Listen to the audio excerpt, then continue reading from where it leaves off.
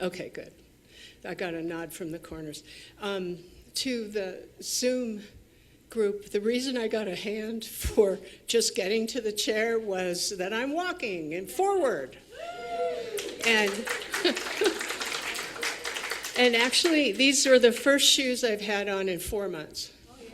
Actual shoes. And it's not bad. It's not great, but it's not bad. I want you to know what a treat it is that I get to do this with you, this loving, compassionate, accepting audience. You get I love spiritual stuff. I think about that stuff. I roll in it, actually.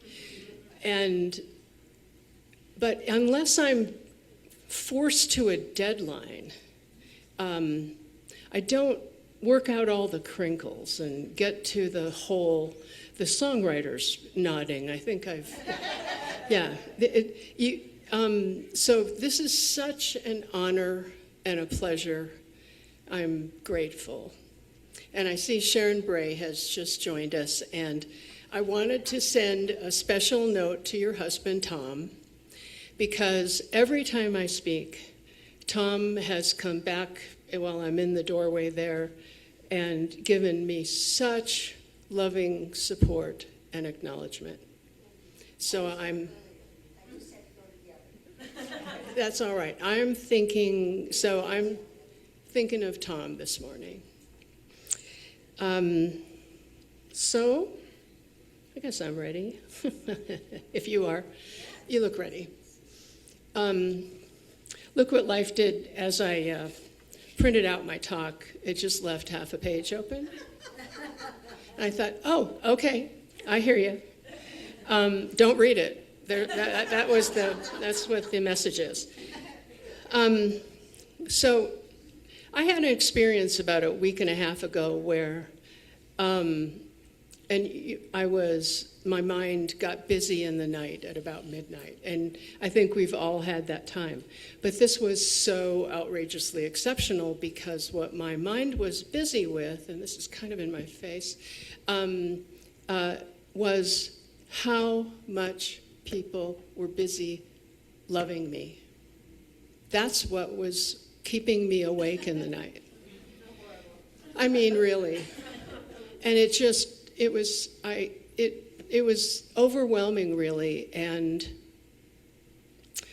what I saw was, well, for one thing, there were so many, and it was so wonderful. And yet, underneath that was my little conversation about, yeah, but there's this, and then this isn't working, and I don't think this is okay. And I thought, oh, what the heck? I mean, I've just had a deluge of love, and I've got this going on. So I thought, I think there's a topic here. There's something to talk about, something for me to really dig into. And so it was also about the time of Reverend Yvette's surgery and recovery.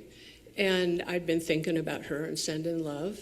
And I thought, if that were me and I had a hard deadline in front of me, if she had those kinds of thoughts like, this isn't going fast enough, I don't like, this is, the way you do, and you judge the experience you're having. That's why Belinda's reading couldn't have been better. We can't argue with what is, but Lord knows we do.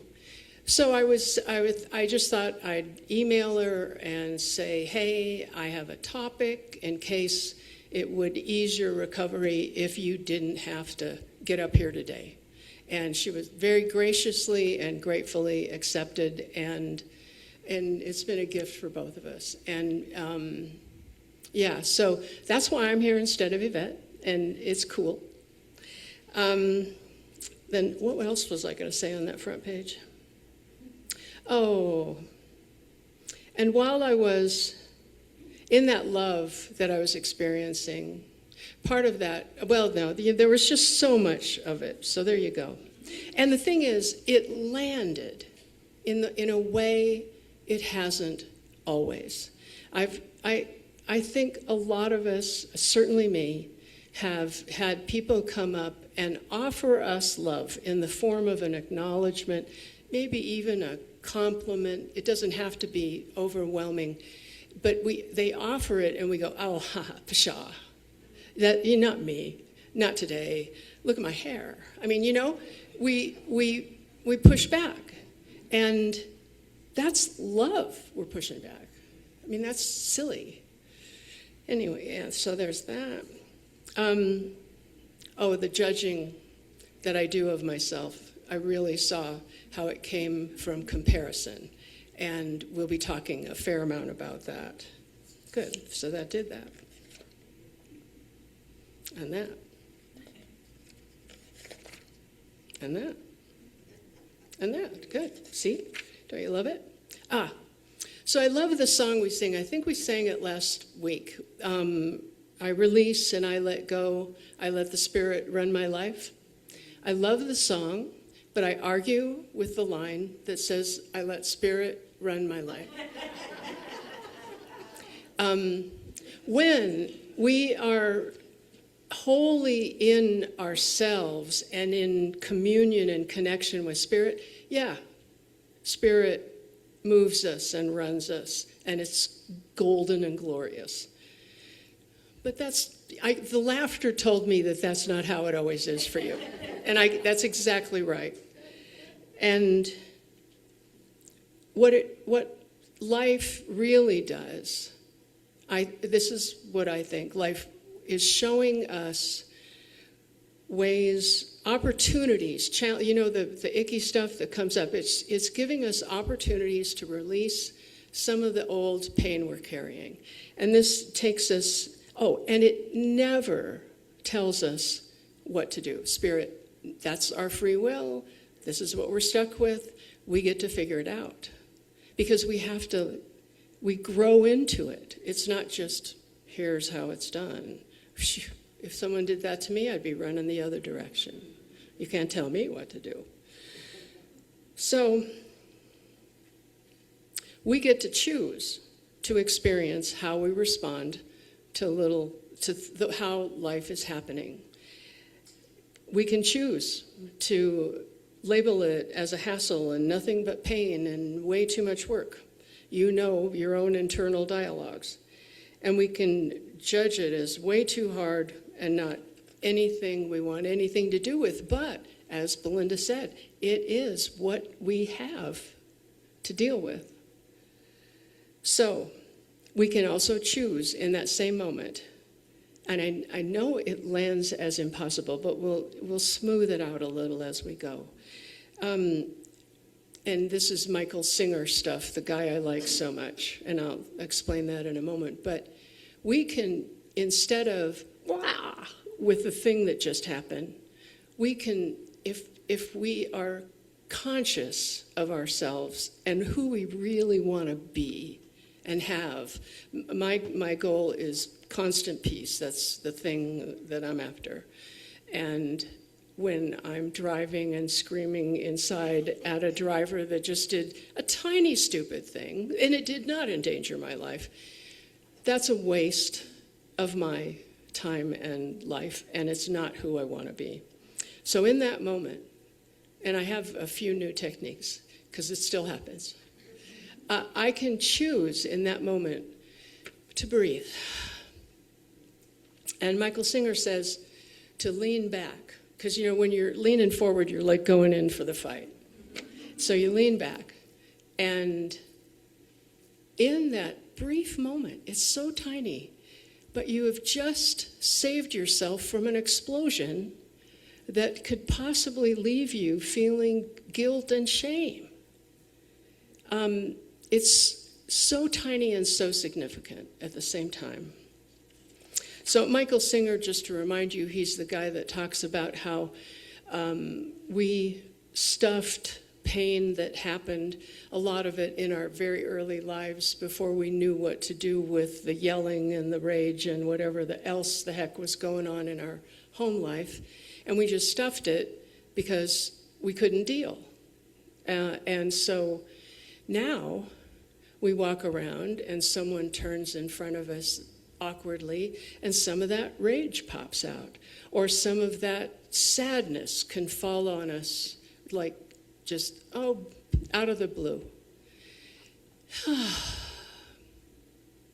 And the thing is, it's happening, it's real, but it's not as important as it seems in the moment, because we can breathe ourselves out of it. We can breathe ourselves out of it. Yeah, I listen to this guy, Panache Desai, some mornings. He leads a webinar that I enjoy. He said this week, when something arises, try to accept or embrace it. And it's really the whole thing we're trying to do with who we are. Just like, oh, you did that again? And breathe. Do you notice I did it automatically?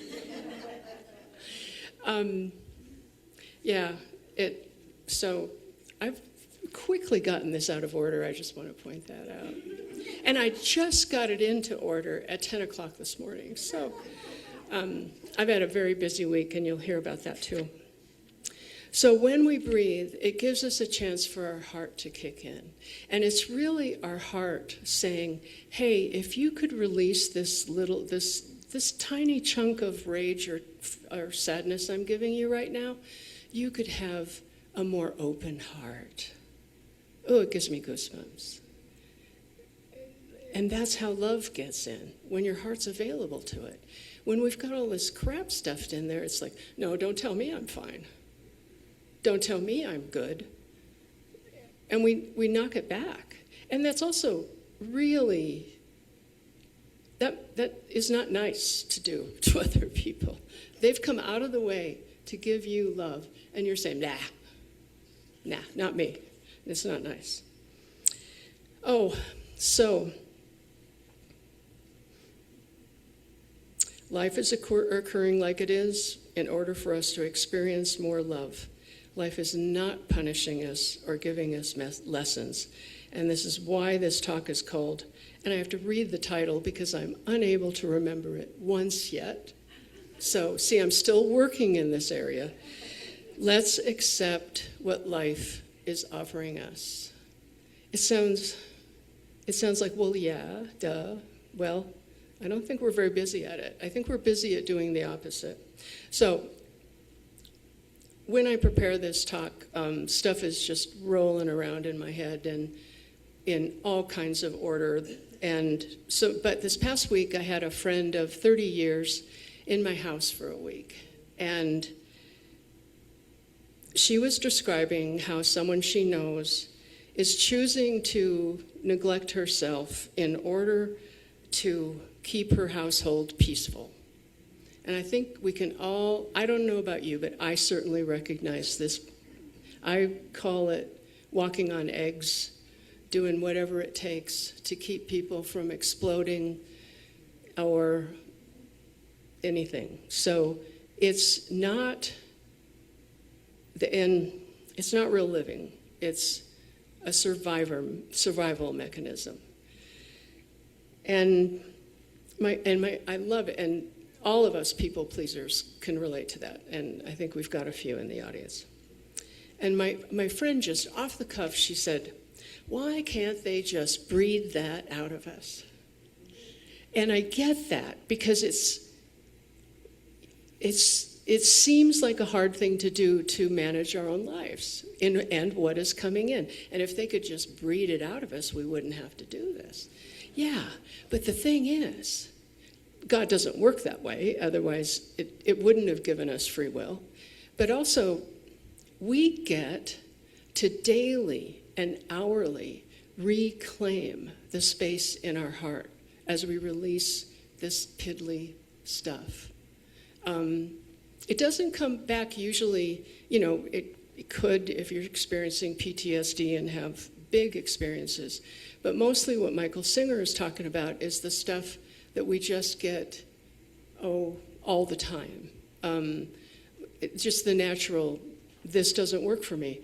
Well, but it's there, isn't it? This is something for me to deal with. So it's actually a beautiful expanding process. Reverend Kamatara talked about having space between our ribs. I liked how that felt. That there's more room for the heart than the love. So it doesn't seem easy, but I'll give you some examples.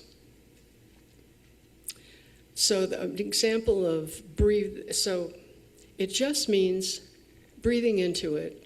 That's a pause. And then there's a slight point to think and not react for a minute. And maybe we can be curious about why this is happening. That's a dumb question. What is actually happening? Because a lot of times, by the time we get this far, we've already created a whole scenario of how this has happened 5,000 times and I can't believe it's happening again. And so you're already in a Twitter. So, and that's just energy, just down the toilet as far as I'm concerned. So I will find myself sometimes, I'm sitting in my lovely home, I'm in my comfortable chair, I'm watching baseball, or I'm reading, and I'm happy and peaceful. And suddenly I will take note that my stomach is upset. And it's like, what the heck? What happened? I didn't see anything happen. And I will sometimes look back at, like, did that commercial say something that offended me? Or, and did that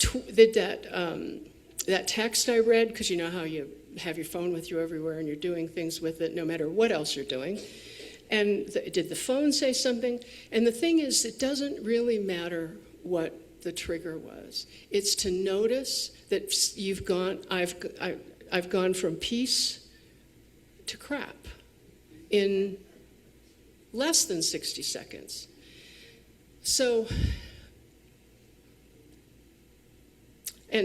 I sit and I notice, and I do all those things about looking, and then I notice I'm just present to upset, and it doesn't matter what did it. And all I do is, particularly for me, I relax my shoulders and I lean back and I breathe. And the thing gets so smaller just with that. And I can feel my body untightening where it was tightening. And it's really kind of magical. And my heart is more open than a moment ago. So more about that good friend that was with me this past week. The timing could not have been more perfect, even though I did not get a lot of chunks of time to work on my paper. But my talk, but that's often just as well. It's rolling in there anyway, so all I have to do is capture it at some point. So it's all okay. And, oh, so funny. So here's a woman that I have known and loved for 30 years. And still, I'm in my head saying, oh my gosh, what are we going to do? How will I feed her? Will there be enough for her to do? Because she is a busy bee and I am a sitter. And we really combined it beautifully this time. She busy beed around me while I sat. And she brought me bunches of stuff to sort. I got rid of so much stuff this week. It's phenomenal. And when I do that by myself, I can't sustain it for very long. But what I do is I'm sorting, and suddenly the house is covered with all the stuff I don't know what to do with. And so the house looks worse than when I started. So, but she bustled. Oh my God, she's a miracle. And I hope she gets to see this. Her name is Sylvia. She bustled, and we had a bag for stuff to go. We had a bag for 2 different people stuff's going to, and we had many bags of trash. And there's a bunch of books I'm going to donate. Oh, if any strong people want to help me get those books out of my trunk, that'd be great, because she loaded the trunk with books.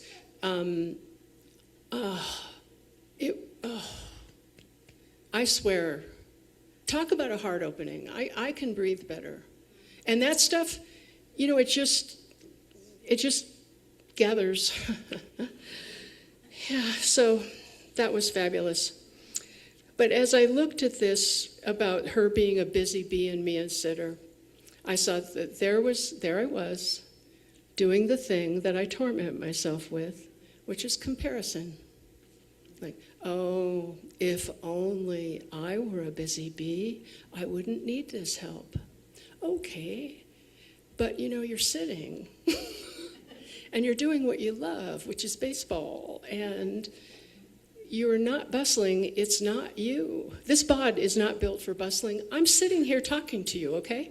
We're clear on who this is. This is not a bustler. Oh.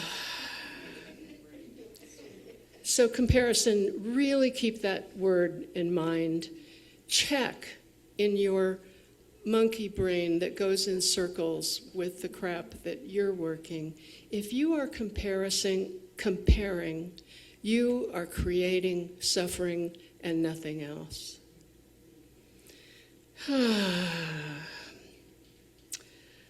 And how perfect was it?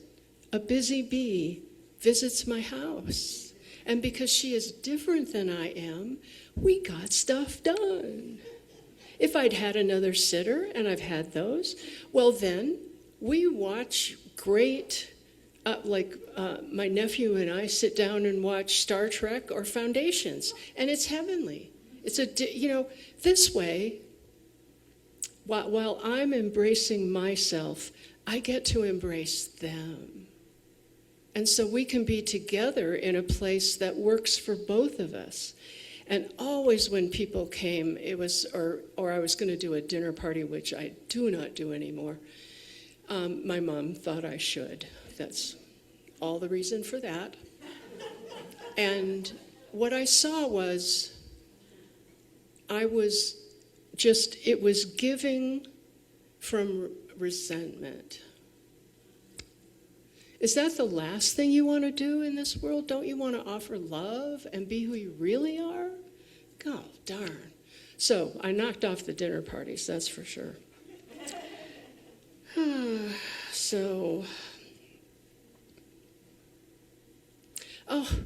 Another thing that having a 30-year person with you, and that doesn't happen much, except my brother and my nephew, it happens.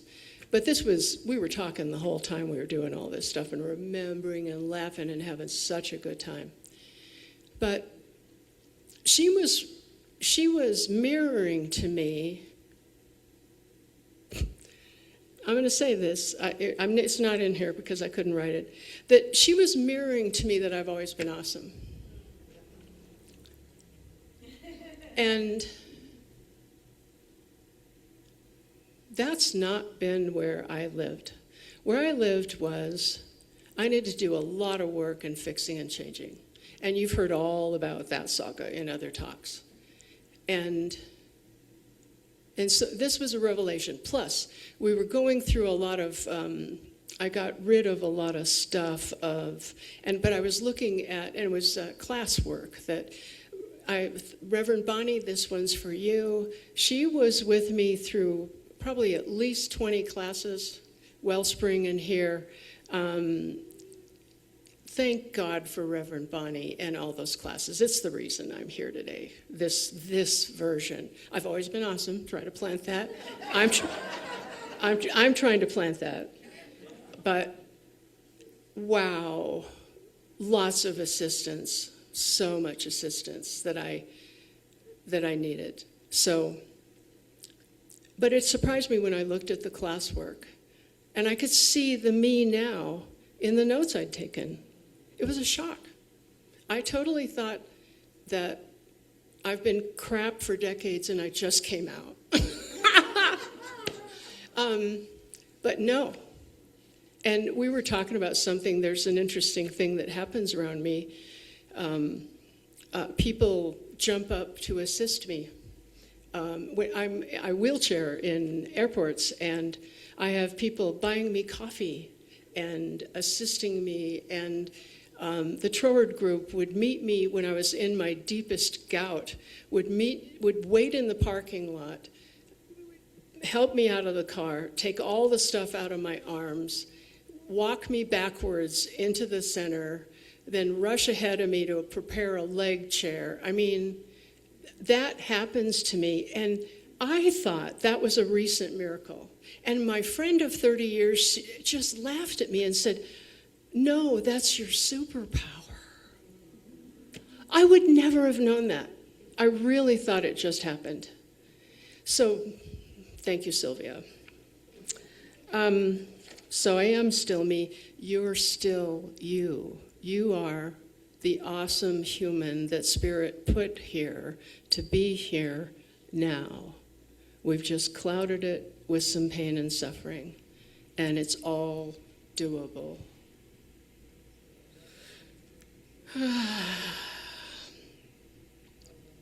Oh, I wanted to mention in this month's Science of Mind, there's a great article from Ernest Holmes where he talks about comparison and competition, two of my bugaboos, and it's really wonderful.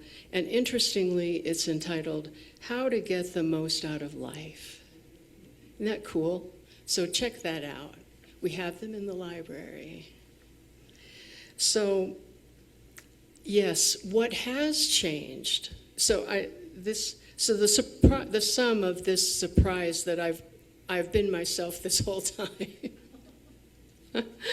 What has changed is my acceptance of myself, and I'm doing it all day long.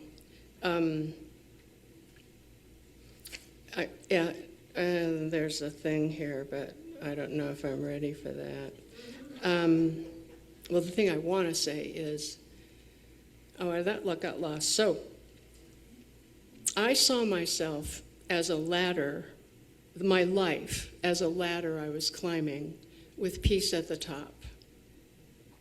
And this rigid view was all based in conforming to other people's expectations and what the general people, race consciousness thought was, there's a good-looking life.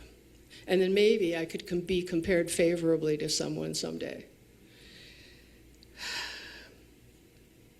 And what I saw was that that is all comparison. There is no me in that. That's just me saying, well, where am I on the ladder of life based on, look how good she's doing, look how good they're doing. That doesn't give me anything. That's just that leaving me going home saying, oh, shoot, no good. So when we can honor and appreciate our uniqueness, and all that includes all the quirks, all the things that still look a little twisted, it's all still you, and it's okay. And life is arriving for each of us in order to lead us back to love, loving and appreciating our uniqueness. And when we are in that place, we are happier and freer. Oh, there was my example. I almost always get anxious about going on a trip or having people over. And that's just what I do. And now I'm able to accept that that's just what I do. I go there like, no biggie. It's not fatal. If I can face it, it's not running my life. And I'm not anxious about, did I pack this? What are they going to say about this? I'm not doing that because, who cares? Doesn't matter. So, and this doesn't matter. I always love where I'm going, and I love who's coming because I choose. And yet, I do a little torment of myself every time. And so then I remind myself how it always works out wonderfully, and I really don't need to spend another second on that, and boom, I'm back in peace, where I want to live. And my webinar guy, when you're doing these human things that annoy you, he says, "Look at how adorable you are." And I use that all the time now at home. I will find me sweating some stupid thing as isn't that adorable? And it just makes me giggle. And so then, boom, you're out of it. You're not in the soup. So that's awesome. I happen to be, of course, I'm on the phone even while I'm trying to organize this talk. And there was a thing. It's 30 things older people do that I'm now doing. And some of the people were under 40, which is encouraging. Because all it was everything we know. I go out to breakfast, I knit, I crochet. It was basically, I suit myself sometimes, which I don't know about you, but in my younger years, I was not busy suiting myself. I was busy living up to someone's expectations or suiting them.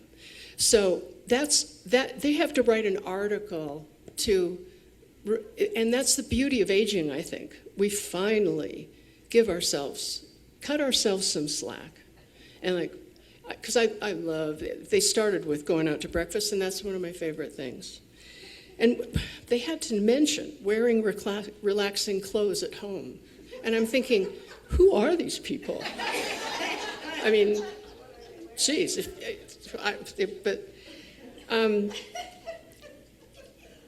And these are examples of choosing for our peace and our comfort. So you see, you're doing it. We're doing it every day.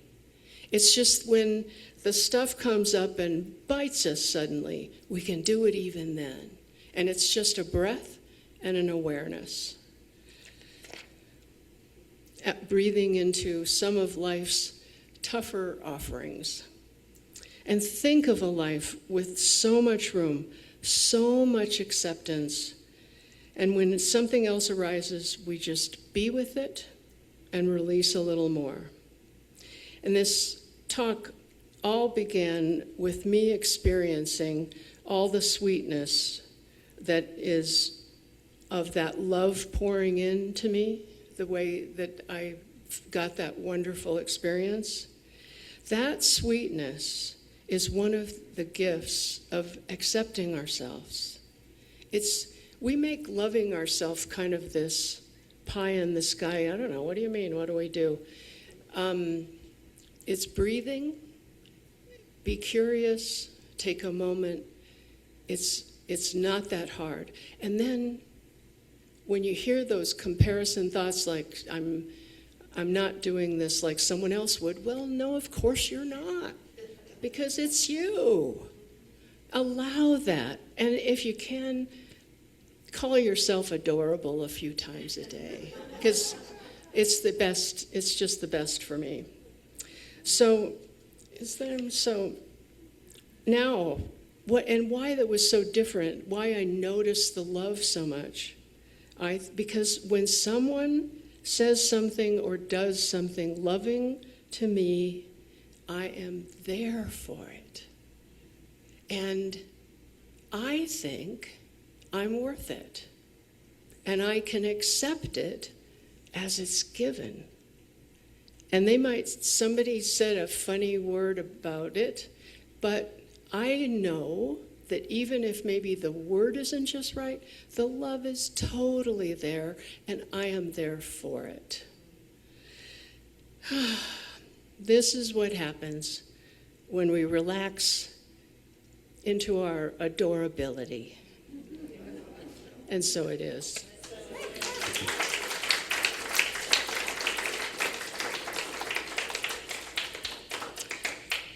I'm going to do, oh yes, thank you. The practitioners are gathering. That's awesome. Thank you. Breathing, so vital. Oh, we go within. Spirit, thank you so much for being with me here today. And all these awesome, smiling, accepting, loving, fabulous beings.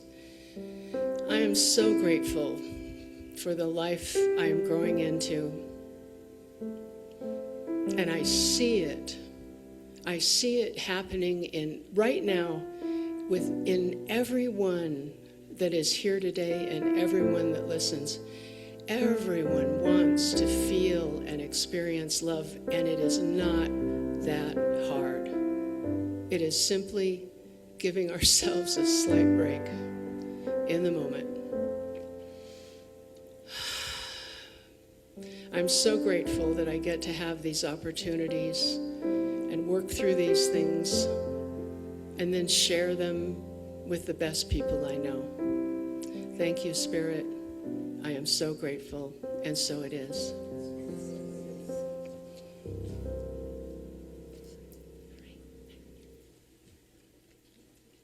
Would you? Thank you. And I'm going to keep that because I'm going to stay up here a minute.